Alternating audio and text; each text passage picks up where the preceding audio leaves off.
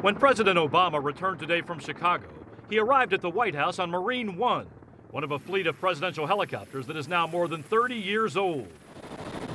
A new Marine One is supposed to take off next year, and CBS News has obtained these exclusive pictures of the next generation presidential chopper going through a test flight. But runaway costs threaten to ground the replacements. Lockheed Martin signed a contract 4 years ago to build 28 new helicopters for $6.1 billion. Numerous Pentagon-mandated changes have now ballooned the price tag to $11.2 billion, meaning each one of the new choppers would cost $400 million, or as much as Air Force One. Defense analyst Daniel Garay argues the new Marine One must be able to completely protect the president.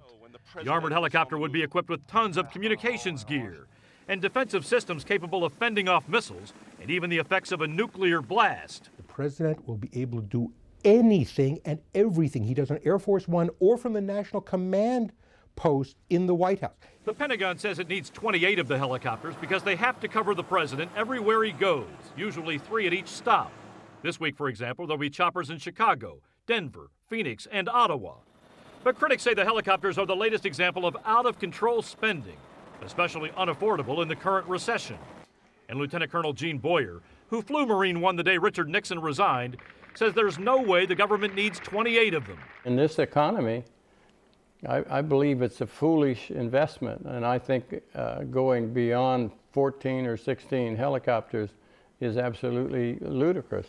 The program is so far over budget, the White House could pull the plug, but it could take years to build cheaper replacements. And security officials warn in a post-9/11 world, it's the wrong place to be cutting corners. Bob Orr, CBS News, Washington.